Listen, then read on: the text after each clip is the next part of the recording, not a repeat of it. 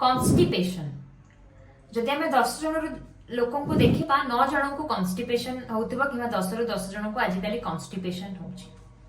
Constipation को आपण कौन खाइले नियंत्रण रे आनी पारिबे बहुत प्रश्न मथे आसे। नमस्कार मु निहारिका दास चड़ंगी मु जने खाद्य विशेषज्ञ आमर diet channel diet delight with Niharika YouTube channel को मु आपण मानको स्वागत करूची। आम चैनल को लाइक शेयर एवं सब्सक्राइब करबा पई भूलिबेनी बेल आइकन टी को दबेबे जो द्वारा कि आपन वीडियो प्रथमे मिलिबो।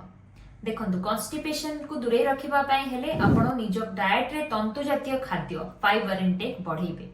द्वितीय होची पानी सफिशिएंट पानी पीबे। समस्ते आमे खाद्य खाइ थाउ भोक लागली किंतु पानी पीबा पई भूली जाय थाउ। बेले बेले समस्ते मु सुने क्लाइंट मानको पाखरु मु सकाळ उठी के 1 लीटर पानी पी दिए, मु लंच पर 1 लीटर पानी पी दिए, मु संध्या रे 1 लीटर पानी पी दिए। 1 लीटर पानी पी दबा कोन सब बडे माने जतेबेले आपण चाहिबे सेंती ठीक। जदि आपण गोटे तरकारी करछंती प्रथमे 1 लीटर पानी ढाल देले पुणी मझिरे ढाल देले सेंती तो नुहे। गोटे समय रे हमको पानी ढाल माने पानी देई की तरकारीटा तयारी हो सेंती आम शरीर रे हम जेमती खाउचे सब प्रक्रिया पई हमको गोटे टाइम दरकार। सो सेई टाइम रे आपण ध्यान रखिबे जे प्रत्येक घंटा रे 200 ml पानी आपण पिउचंती।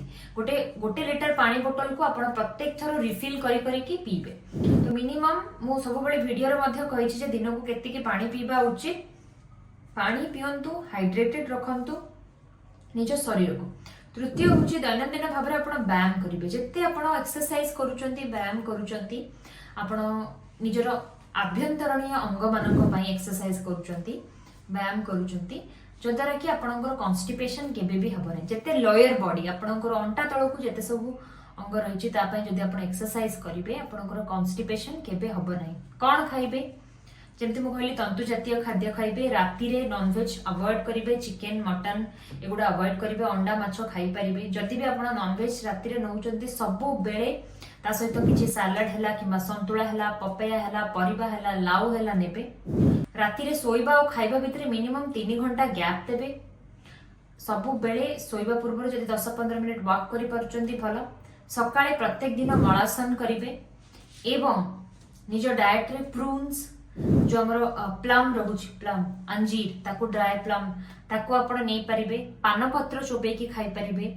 एई सब जिंस निज डाएट रे इंक्लूड करि परिबे। कॉन्स्टिपेशन गोटे गट रिलेटेड इश्यू अंतनळी रिलेटेड इश्यू जाको आमे आईबीएस मध्ये कहि थाउ। तो ताको ट्रीट करबा निहाते जरूरी। बहुत समय धरि कि जदि आपन को कॉन्स्टिपेशन लागि रहउछि स्टूल रे ब्लड पडुछि निश्चिंत भाबरे डॉक्टर को परामर्श करंतु अवहेला करंतु नाही।